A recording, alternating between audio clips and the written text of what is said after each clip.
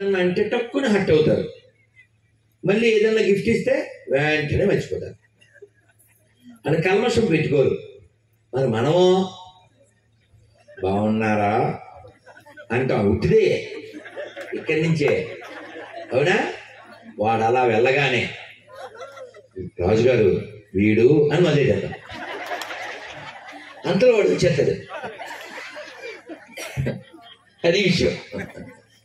ఈ నాగేశ్వరరావు గారు ఉన్నాడు అంటాడంటే వాడు వచ్చేస్తాడు. ఏదో సినిమా అనుకోండి, వాడి కళ్ళకు గంతలు కట్టుకుని ఏదో ఉపవాసంలా చేస్తారు, గంతలు కట్టుకునే ఉపవాసం. ఇంతలో వాడు వచ్చి వెళ్ళిపోతే ఈ నాగేశ్వరరావు గారు మొదలెట్టేస్తే వాడికి వినపడిపోతే ఆవిడ ఎట్లా కొట్టేస్తే. మనకి రెండు ముఖాలు ఉంటే సుఖం ఉండదండి. రెడ్డి కొంచెం వెనక్కి కూర్చో, అక్కడ కూర్చో, నాన్న కూర్చోవాలి. రెండు ముఖాలు ఉంటే సుఖం ఉండదండి. చక్కగా స్పష్టంగా ఉండాలి. మనకి సమస్య ఎవరితో వచ్చిందో వాళ్ళతో మెత్తగా చెప్పాలి.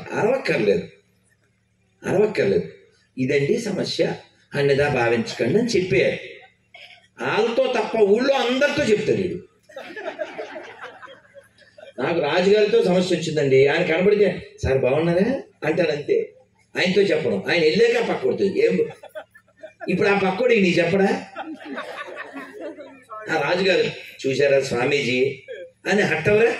అదేదో ఆయన మొహం మీద చెప్పచ్చుగా. ఒకవేళ నిష్ఠూరం అయితే అయింది, గొడవ ఉండదు కదా. ఈ ముక్కుతిరుడు డొంకతిరుడు ఎందుకండి వ్యవహారం? అందుకని చిన్న జీవితం కదా. అందుకని మనం స్పష్టంగా ఉండాలి, సుఖంగా ఉండాలి, ప్రశాంతంగా ఉండాలి, ఆరోగ్యంగా ఉండాలి. ఆరోగ్యం కోసం ఏం చేయాలో మీకు చెప్పాలా? ఎంతమందికి తెలీదు? పొద్దున్న లేవగా నీళ్లు తాగాలి, అందరికీ తెలుసు. పొద్దున్నే కుడితది తాగకూడదు. కుడితంటే తెలియదుగా. అమ్మో తెలుసు, చాలా తెలుసు రోయ్. అలా అంటే మళ్ళీ హట్ అయిపోతారేమో. సింహాచల శాస్త్రి గారు హరికథలో ఒక జోకు వేశారు. ఏంటంటే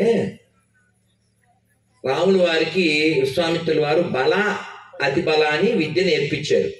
మరి కలియుగంలో అంటే ఆకలి దప్పిక లేకుండా రెండు విద్యలు నేర్పించారు. ఆకలి నిద్ర లేకుండా. మరి కలియుగంలో అది కుదరదు కదా. అందుకని ఆకలి చంపేయడానికి కాఫీ, నిద్ర చంపేయడానికి టీ, ఈ రెండే బల అతి బల. నన్ను తీసుకొచ్చారు దేవన్న గారు. కాఫీ 1+1 ఆఫర్ అని అడిగింది కదా ఆవిడ. ఎవరో తాగకూడదమ్మా. ఆయన కారు ఎక్కాక గురువుగారు కాఫీ టీ తాగకూడదా? తాగకపోతే మంచిదా అన్నారు. అవునా, తాగకూడదని చెప్పాను. అంటే చాలా మందికి నా కళ్ళతో చూశాను, పొద్దున్నే కాఫీ పడకపోతే కపాలం పనిచేయదు. ఒట్టు కళ్ళతో చూశా. మళ్ళీ మామూలు కాఫీ కాదు, స్ట్రాంగ్ కాఫీ. అఫ్కోర్స్ కుడితి అది వేరే కాదు. శ్రీకాకుళంలో ఉన్నది బుడితి, పొద్దున్న కావాలో లీటరు కుడితి. అంటే దానికి ఏమైపోయారు వాళ్ళు? కాఫీ టీకి అకష్టమైపోయారు. అలా ఉండకూడదు. ఈ ప్రపంచం అనిత్యం, అసుఖం, లోకం తాత్కాలికమైందండి. ఈ కుర్చీ చాలా బాగుంది, పట్టుకెళ్తావా ఏంటి? వెళ్ళేటప్పుడు అది పట్టుకెళ్తారా? ఏం పట్టుకెళ్ళాం. మనకి తెలుసు. పొద్దున్న రైలు దిగామా, నేను మౌనం కదా మాట్లాడను. బ్యాగులు సర్దాను, వీడికి సైకిల్ చేశాను, లెక్కలు అంతా సైకిల్ వచ్చింది. మా బ్యాగులు కూలివాడు వచ్చాడు అన్నాను, 100 ఇస్తా అని చెప్పా. సరే అన్నాడు, తెచ్చాడు. అయినా వెధమాన సూరుగదుగా 120 ఇచ్చాను అనుకోండి. మన సామాన్లన్నీ చెక్ చేసుకుంటాంగా, మనదేది మిగలకుండా చూసుకుంటాంగా. నాకు అనిపించింది ఏమని, ఇలాగే కదా వెళ్ళేటప్పుడు మనం అలా అన్ని లెక్క చూసుకుని వదిలేయాలి అని. రైలోడికి ఏం వదలడం లేదు కదండి. మన సామాన్లు మనం తెచ్చుకుంటామా, అలాగే మనం సర్దేసుకోవాలి. మనం సర్దేసుకోవడం అంటే ఎవరితోనూ బాకీ ఉండకూడదు. బాకీ ఉండకూడదు అంటే డబ్బులు ఒకటే కాదండోయ్. ఎవరినైనా మనం నొప్పించున్నాం అనుకోండి, వాళ్ళతో అందరి ముందు కాపోయినా రాజుగారు అన్నదా భావించద్దు, నేను మిమ్మల్ని బాధ పెట్టినందుకు నన్ను క్షమించదు అని అడిగేయండి. అలా అడిగేయండి. అత్తగారినైనా పర్లే, కోడలనైనా పర్లేదు, నాన్నని, అమ్మని, మామగారిని, మేస్టర్ని, ఎవరినైనా అలా బాకీ ఉంచుకోకండి. ఎందుకో చెప్పనా? ఓ మనిషి జీవించడానికి ఆహారం, నిద్ర, వెలుగు, వసతి, ఓ మనిషిని బతికించడానికి ఇవే కాదు, పగ అది కూడా బతికిస్తుంది అని డైరెక్ట్గా లేక. అర్థమైందా? పగ వలన ఏమొస్తుందంటే సెగ వస్తుంది, తర్వాత నిన్ను తగలేడితే పొగ వస్తుంది. అర్థమైందా? మరణాంతే నవైరం అన్నారు రామచంద్రమూర్తి. రావణాసుడు చచ్చిపోయాడు, అంత్యక్రియలు చేయాలి. విభీషణుడికి చెప్పారు చేయమని. నేను చేయను, వాడి క్యారెక్టర్ సరైనది కాదు అన్నాడు. రాముడు వారు అన్నారు, చనిపోయాడు కదా, ఇంకా క్యారెక్టర్ గురించి ఏం మాట్లాడద్దు, మరణంతో వైరం లేదు, వైరు లేదు, చెయ్యి అన్నారు. నేను చెయ్యను అన్నాడు. నువ్వు చెయ్యకపోతే నిన్ను నేను సోదరుడిగా భావించాను కాబట్టి అతను కూడా నాకు సోదరుడే అవుతాడు, నేను చేస్తాను అన్నారు. దట్ ఈజ్ రాముడు, that is character of lord Rama.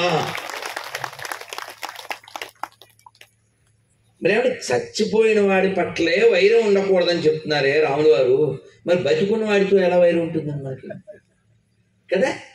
అందుకే నేను పబ్లిక్ గా చెప్తాను, సభాముఖంగా చెప్తాను, ఈ భూమి మీద నాకు ఒక్క శత్రువు కూడా లేడు. నన్ను అమ్మనా బూతులు తిట్టే వారితో సహా వాడెవడూ నాకు శత్రువు కాదు. నన్ను తిట్టినా సరే, పొద్దున్నే మౌనంలో ఉన్నాను, వాడెవడో గొర్రె ఫోన్ చేశాడు.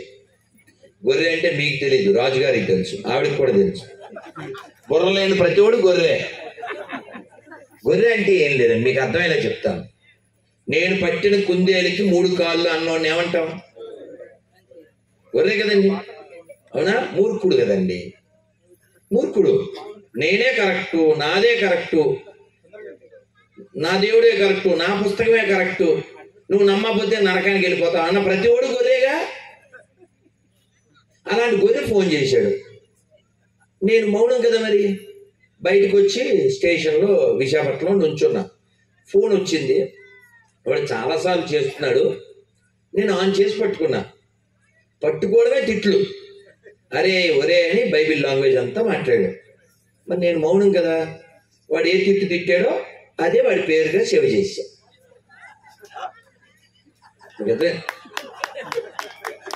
ఆవిడికి అర్థమైందండి, ఆవిడికి భలే అర్థమైంది. అమ్మయ్య, నేను ఎక్కడ నేర్చుకున్నానంటారేమో.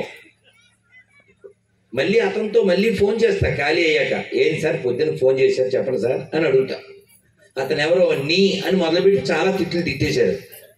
నేను అతను కామెంట్లో తిట్టాడు, కామెంట్లో రిప్లై ఇచ్చాను, సార్ ఈ తిట్లన్నీ మీ అమ్మగారికి ఒకసారి వినిపించండి అని చెప్పాను.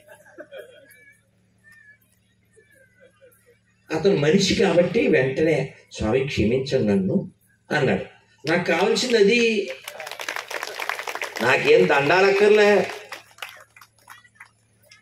నాకు దండాలు, దండలు, శాలువాలు, సెల్ఫీలు అవి కాదు నాకు, అది కావాలి. వాడు మారాలి. నన్ను బండబూతు తిట్టిన వాడు కూడా మనిషి అయితే చాలు, అది కావాలి. నేను ఓపెన్గా చెప్తున్నా, నాకు ఒక్క శత్రువు లేడు. ఏ బేసి మీద చెప్పావు రాధమనో దాస్? నేను చెప్తాను, మీతో చెప్పిస్తాను. ఒకసారి నమస్కారం వదలబెట్టు. భగవద్గీతలో 15వ అధ్యాయంలో 7వ శ్లోకం ఇది. మమైవాంసో, ప్రసాదం పెడతారు, భోజనం ప్లీజ్. ఇలా చెప్తే కానీ ఏం పెడుతున్నారు సార్ మీరు?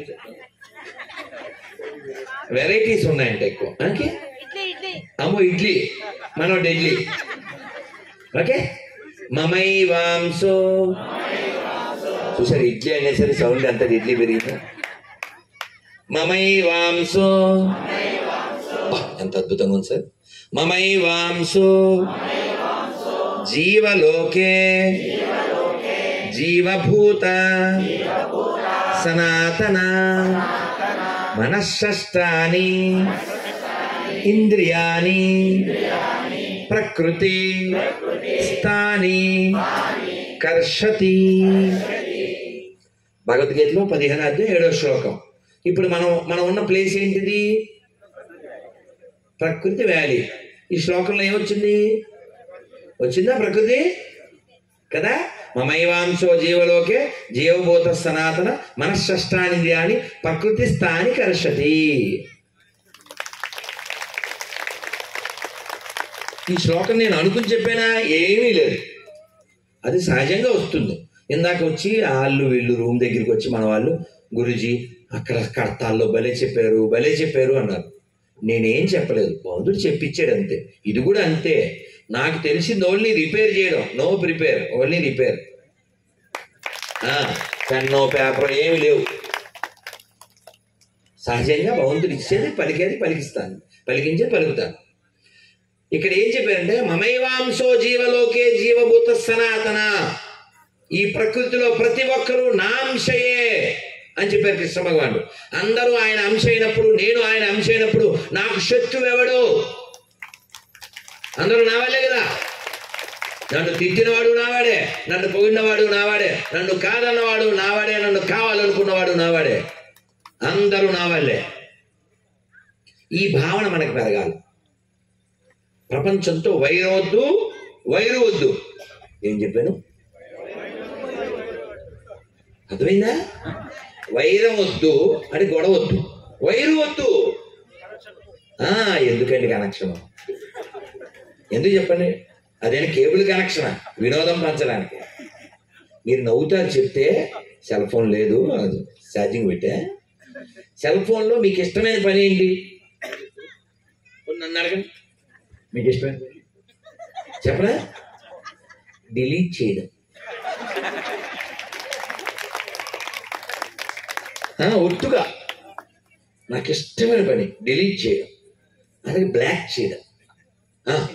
ఎందుకంటే మనం ప్రపంచాన్ని వదిలించుకోవాలి. వారాయ్ అని కలుపుకోకూడదు.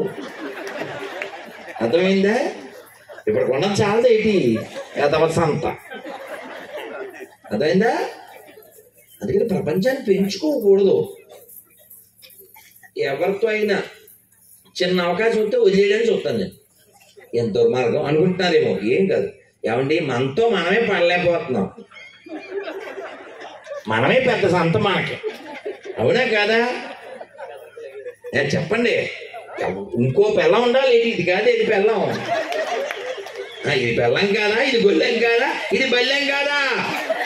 చెప్పరా సాంబా, రాసుకోరా రాంబా. అవునా కదా? కాబట్టి ప్రపంచాన్ని పెంచుకోకూడదు. చక్కగా నవ్వుతూ అలా వెళ్ళిపోవాలి. ఎందుకంటే 5 ఇంద్రియాలతో మనం చాలా ఇబ్బందులు పడుతూ ఉంటాం. ఇందాక మనం ముందే చెప్పుకున్నాం, అడిగేది నాలిక, పడేది పొట్ట. అలాగే అడిగేది మనస్సు, ఇబ్బంది పడేది ఆత్మ. అందుకని వాళ్ళకి వెలిగిందిరా, థ్యాంక్స్. జ్ఞాన బల్బు డింగుమలేదు. ఇలా ఎలగడం కోసం ఇన్ని మాటలు మాట్లాడేది. అందుకని మనస్సుని మనం బతిమాలనకూడదు, ఎదిరించనకూడదు. మా గురువు గారు ప్రభుపాద వారు చెప్పారు, don't fight with maya, just avoid maya. ఎందుకు? వీరికి అర్థమైంది. తప్పు పట్టుకున్నాను. Love you sir, love you Raju గారు. ఫైట్ చేయొద్దు, అలాగని ఫ్రెండ్షిప్ కూడా చేయొద్దు. దీనికి ఏం చెప్పిందంటే శాస్త్రం, చెడ్డవాడు ఎటువంటి వాడు అంటే, వాడు నిప్పులో ఉన్నప్పుడు పట్టుకున్నాం అనుకోండి కాలుతుంది. వాడు బొగ్గులో ఉన్నప్పుడు పట్టుకుంటే ఆడికి కసి, మనకి మసి. అర్థం చేసుకో శశి.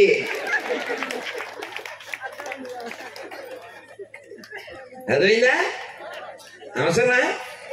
మనకి అవసరమా? అందుకే ఇంగ్లీష్లో చెప్తాను మీకు అర్థమయ్యేలా. If something is wrong with someone, please. మళ్ళీ కావాలంటే తెలుగు చెప్తానులే, మళ్ళీ తెలుగు చెప్తాను. మరి ఏం చేయాలి? ఈ కాలం పిల్లల కోసం కాస్త ఇంగ్లీష్ పీసు లేకపోతే వాళ్ళ బండి నడవదు. I don't know Telugu batch కదా, మీరు కాదు. కానీ if something is wrong with someone, I cannot relate, immediately I delete, without late I close my gate, that is their fate. అసలు ఇంగ్లీష్ పీస్ మీకు బాగా వచ్చుంటే టాప్ లేచిపోయేది. అంత ఉంది ఇందులో. పర్లేదు, నేను చెప్తా. ఏంటంటే ఏదన్నా తేడా వస్తే నేను వాళ్ళతో రిలేట్ కాను, డిలీట్ చేస్తాను, ఇమీడియట్లీ గేట్ మూసేస్తాను. ఆ తర్వాత వాళ్ళ కర్మ, ఫేట్. మనం ఎలా ఉండాలి? సెల్ఫ్ సఫిషియెంట్గా ఉండాలి. ఎవరి మీద ఆధారపడాలి? భగవంతుడి మీద ఆధారపడాలి. ఇంకా బాగా చెప్తే నీ శక్తి మీద, ఆత్మశక్తి మీద ఆధారపడాలి. దేవుడు ఎప్పుడు హెల్ప్ చేస్తాడు? దేవుడు ఎప్పుడు హెల్ప్ చేస్తాడు? Those who help themselves they get help from the God. ఎవరు వద్దారే, ఇందాక నేను వచ్చేప్పుడు పత్రిజీది ఒక కొటేషన్, నీవు అదే భగవద్గీతలోదే పత్రిజీ కూడా చెప్పారు అంతే. వచ్చేప్పుడు అక్కడ ఎదురు ఉన్నాయి చూడండి. మనము ఎట్లయినా ప్రయత్నం చేసి మనం ఉద్ధరించుకోవాలనే కానీ పతనం చెందరాదు. ఉద్ధరేదాత్మనాత్మానం నాత్మానామవసాదయే ఆత్మైవాత్మనో బంధు బంధురాత్మరిపురాత్మన. భగవద్గీతలో 6వ అధ్యాయం 5వ శ్లోకం ఇదేమంట. అందుకని నేను చెప్తాను పిల్లలతో పెద్దలతో ఎవరిదైనా, please read Gita. Gayatri mike కావాలా అంటే మాట్లాడద్దని అర్థం. Please read Gita before become a తాత. Gita only can change your రాత, అదర్వైజ్ లైఫ్ become a రోత. అదేంగా ఇవాళ గీత రోత, గీత కావాలా రోత కావాలా? అందుకని గీత చదవడం వలన మన మనస్సుకి అర్థం అవుతుంది ఈ ప్రపంచంలో ఎలా ఉండాలి. చివరికి తినే విషయంలో కూడా, తిరిగే విషయంలో కూడా. యుక్తాహార విహారస్య చేతసా నాన్యగామిన. అంటే టైంకే తినాలి, టైంకే తిరగాలి, టైంకే నిద్రపోవాలి. అంటే ఏం చెప్పారు స్వామి? డిసిప్లిన్ ఫర్ హెల్త్ కదా కదా. అలా చాలా విషయాలు మన గ్రంథాల్లో ఎన్నో ఇచ్చారు. మనం చదవాల్సి అన్నీ చదివేలేము. కొన్నైనా చదవాలి, కొన్నైనా వినాలి. ఎన్ని విన్నా ఎన్ని చదివినా కొన్నైనా అప్లై చేయాలి. అప్పుడు సప్లై రూపంలో రిప్లై వస్తుంది. అర్థమైందా? ఇప్పుడు మీరు లడ్డు అని కాగితం మీద రాసి ఆ కాగితం నాకితే నోరు తీగా వద్దా? అవుద్దా? అవదుగా. కాబట్టి జై జై గీత భగవద్గీత అంటే పెద్ద లాభం ఏముండదు. గీతలో ఏముంది? చదవాలి, అర్థం చేసుకోవాలి, మన జీవితాన్ని కొన్ని మార్చుకోవాలి. ఇంద్రియాలు అడిగినవన్నీ పెట్టేయకూడదు. ఏమిటో ఎవరో చెప్పారు నాకు, రాఖీ కట్టావు చెల్లాయి, చాలా బాగుంటుందండి, హైదరాబాద్లో తింటారు. ఏమిటి అన్నా? ఐస్ క్రీము గులాబ్ జామ్ అంట. మీకు తెలుసా? ఐస్ క్రీము గులాబ్ జామ్ అంటండి. అవి ఏమిటో మరి, రకరకాల తిండ్లు. గులాబ్ జామ్లో ఆవకాయ కూడా ఉంటుందేమో మరి. ఇవన్నీ ఏంటండి? ఇవన్నీ దేనికి కావాలి కదా? దానికి ఎన్ని పెడితే ఆగుతుంది? దానికి ఎన్నైనా సరే ఆగదు ఆగదు, దానికి ఎన్ని పెట్టినా ఆపదు, ఆపదు ఏ నాలిక కోరికను కదా. కాబట్టి ఈ నాలిక మనకి ఒక వరము, ఒక జ్వరం కదా. ఇప్పుడు నన్ను ఎందుకు పిలిచారు? పొడుగ్గా ఉంటావనా, పిలక బాగుందనా, పిలక బాగా పెడతావనా, కథ బాగుందనా? ఎందుకు పిలవలేదు? వాక్కు అంతే కదండి, అవునా? అంతే కదా. కాబట్టి వాక్ ఎవరిస్తారు? మన శ్రద్ధ ఇస్తుంది, భగవంతుడు దయ ఇస్తుంది. అన్నమాచార్యుల వారు ఇప్పుడు నేను ఇందాక అక్కడ రెడీ అవుతున్నప్పుడు ఇక్కడ కీర్తనలో ఫ్లూట్ మీద చేశారు. అది అన్నమయ్య కీర్తన. మనం అక్కడికి వెళ్ళినప్పుడు కూడా అన్నమయ్య ఎన్ని పాడారు? 32,000 సంకీర్తనలు. నాకు వారి పేరు విన్నప్పటి నుంచి లోపల ఏం తిరుగుతుంది?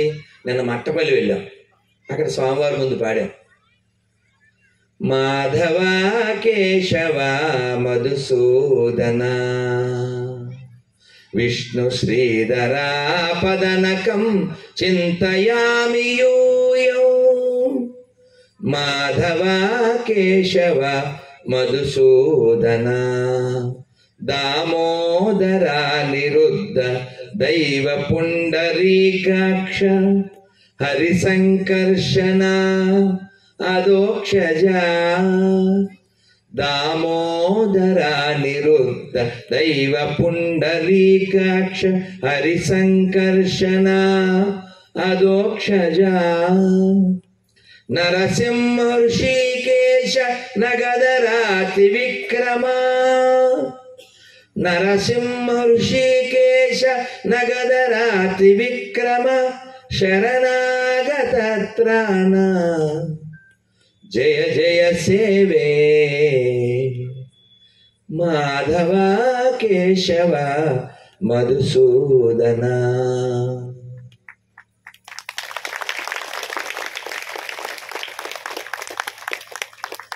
సంతోషంగా జీవించండి, ఎంత ఉంటే అంతలో జీవించండి, ఆనందంగా ప్రశాంతంగా జీవించండి. ధ్యానం మన ఉద్దేశం లోపలికి ప్రయాణం, గుర్తుపెట్టుకోండి. ధ్యానం ఉద్దేశం లోపలికి ప్రయాణం, లోకంలోకి కాదు. శోకంలో నుంచి లోకంలోంచి బయటపడడానికి ధ్యానం. అవునా కాదా? ధ్యానం అంతర్ముఖ సమారాధ్యం. నువ్వు అంతర్ముఖుడు కావాలని చెప్పడానికి ధ్యానం. లోపలికి వెళ్ళి ఆలోచించేయాలి. లోపలికి వెళ్ళి మనం ఎవరం, ఎక్కడి నుంచి వచ్చాం, ఎక్కడికి వెళ్తాం, మళ్ళీ రాకుండా ఉండడానికి ఏం చేయాలి? పునరపి జననం పునరపి మరణం పునరపి జననే జఠరే శయనం ఇహ సంసారే బహుదుస్తారే కృపయా పారే పాహి మురారే. మీరందరూ భజ గోవిందం భజ గోవిందం గోవిందం భజ మూఢమతే. ఒకసారి పాడండి, మీరు చాలా బాగా పాడుతున్నారు. భజ గోవిందం భజ గోవిందం గోవిందం భజ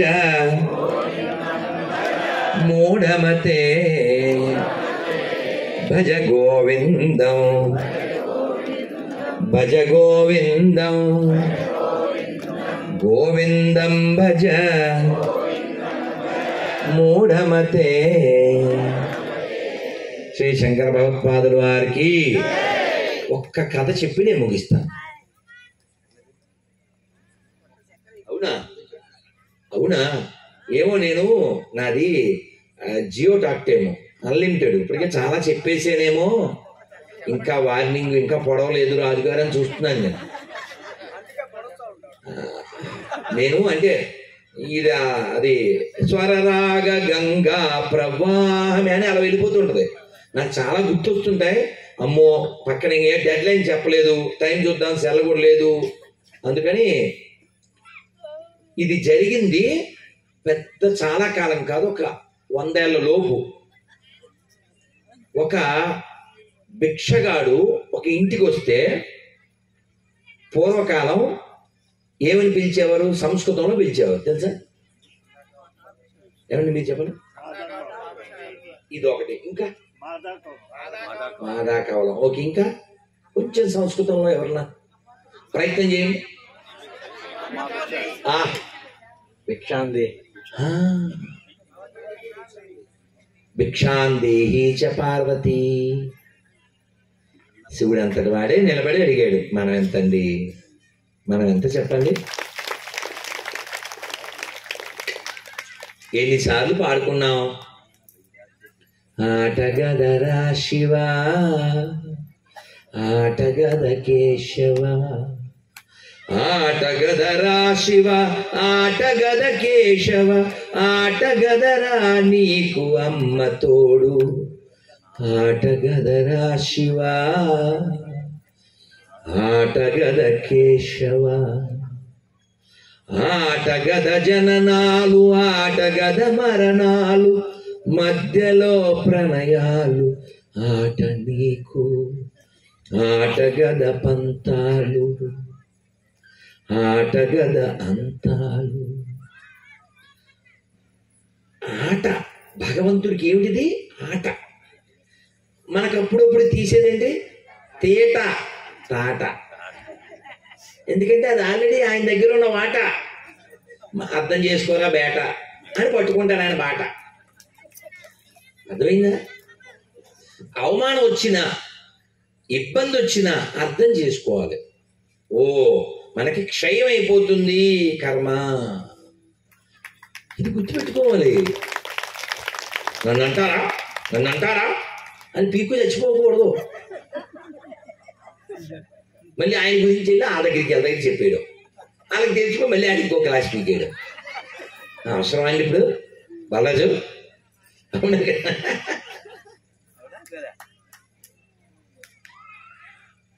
అందుకని మనం ఈ ప్రపంచంలో, అక్కడ చెప్పాను కర్తాల్లో, మళ్ళీ మీ కర్తాలలో మనం చెప్తున్నాను, మనం గెస్ట్గా వచ్చాం, బెస్ట్గా వెళ్ళిపోవాలి. ఇక్కడ డస్ట్ ఏమీ లేకుండా.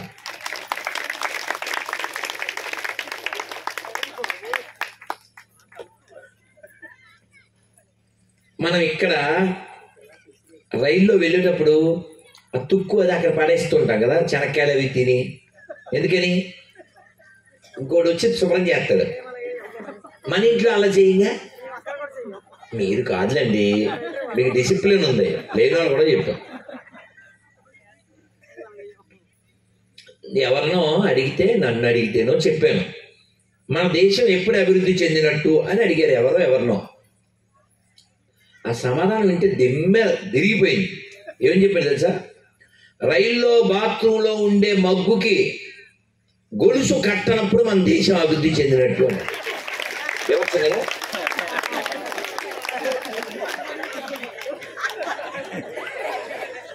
ఆమె బేరబుల్ కదా, అవునా కదా? ఏంటి అవునా కదా?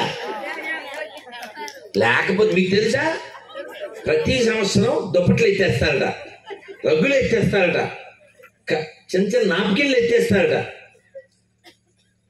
ఏం చెప్పాలి? మనది మనమే పాడు చేసుకుంటుంటాం, మనది కాదు అనుకుని.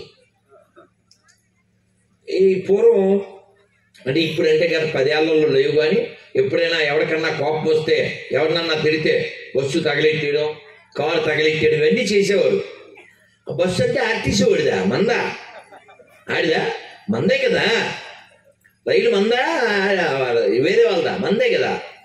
మనమే తగలెట్టుకుని అదేదో ప్రధానమంత్రితో రాష్ట్ర ముఖ్యమంత్రితో తగలెట్టామని అనుకునేవాళ్ళం. ఏం కాదు, అన్నీ మనవే, ప్రజాస్వామ్యం కదా. నేను ఈ కథ చెప్పేస్తే మళ్ళీ నేను మర్చిపోయానని బాధ నాకు లేకుండా. ఒక ఇంటికి వచ్చాడు, భవతి భిక్షాందేహి అన్నాడు. భవతి సంస్కృతం, భిక్ష దేహి, నాకు భిక్ష వెయ్యి ఓ తల్లి. ఇలా అడిగితే అక్కడ ఓనర్ గారు ఉన్నారు. ఆయన ఏదో చదువుకుంటున్నాడు, ఏదో కూర్చుని ఏదో పద్యాలు ఒళ్ళు వేసుకుంటున్నాడు. ఎరా అమ్మగారేనా, మమ్మల్ని అడగకూడదా అన్నాడు. అంటే వాడు దగ్గరికి వచ్చేస్తున్నాడు. బాబు ఇదేమిటి, వీడేమో కొట్టేస్తాడేమో, మీదకి వచ్చేస్తున్నాడని ఆయన భయపడిపోయాడు. దగ్గరికి వచ్చి, ఏమంటే మీరు బాగా జ్ఞానం ఉన్నవాళ్ళు కదా, నా జాతకం ఏమన్నా 2 ముక్కలు చెప్పండి అన్నాడు. అమ్మయ్య కొట్టడు కదా, నా జాతకం మారిపోద్ది అనుకున్నాను బాబోయ్. వాడి జాతకం అడిగాడు, పర్లేదు అని ఆయన చూసి ఓ ముక్కలో చెప్పాడు. నువ్వు అదానా దరిద్రో భవేత్, నువ్వు గత జన్మలో దానం చేయలేదు, అందువల్ల ఇప్పుడు దరిద్రుడివై పుట్టావు. ఇప్పుడు దరిద్రంలో ఉన్నావు కాబట్టి ఇక్కడ దానం చేయడానికి క్వశ్చన్ లేదు, కాబట్టి నెక్స్ట్ కూడా నువ్వు దరిద్రుడివే. ఇంకేముంటుంది సార్ ఉత్సాహం? నిరంజన్ గారు తగలెట్టండి, చదివే మూడు ఉత్సాహం అంటారే, అలాగా వీడికి ఉత్సాహం అంతా చచ్చిపోయింది. అంతేనా అండి, అంతేనా అన్నట్టు అడిగాడు. అడిగితే అంతే అంటే అంత, అంతులేని కథ అని చెప్పాడు ఆయన.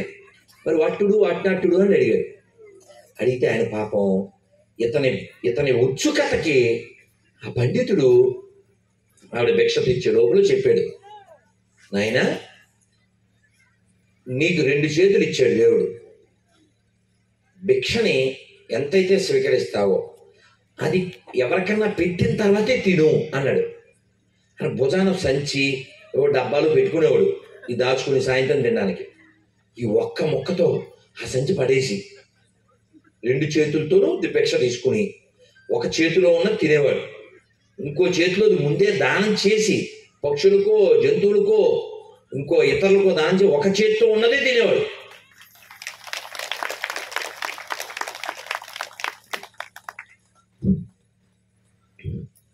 అలా రోజులు గడిచిపోతున్నాయి. బక్కగా అయిపోయాడు. ఆ ఊళ్ళో వాళ్ళు ఎలా తయారయ్యారంటే, ఇతను మా ఇంటికి వస్తే బాగుండు. మీకు అర్థమవుతుందా? ఆ ఊళ్ళో వాళ్ళు ఎదురు చూస్తున్నారు, ఇతను మా ఇంటికి వచ్చి భిక్ష అడిగితే బాగుండు అంటే ఎంత గౌరవాన్ని పొందాడు చూడండి. దేనివల్ల చెప్పండి? దానం. సరే, పాయింట్ 1. ఇంకో పాయింట్ ఉంది, అదేంటంటే త్యాగము. త్యాగం కదా, వచ్చిన దాంట్లో సగం ఇవ్వడం అంటే ఏంటండి? త్యాగం. సరే, దానము త్యాగం, దాని ముందే వచ్చిందని చెప్పాలి. ఇవ్వాలనే బుద్ధిని ఏమంటారు? ఆ ఇవ్వడ సమర్పణే. ఆ ఇవ్వాలనిపించాలంటే లోపల ఏముంటే ఇవ్వాలనిపిస్తుంది? దయా, ఆలోచన. నాకు కావలసిన వాటి కోసం ఎదుగుతున్నాను. సరే, నేను పద్యం చెప్తాను.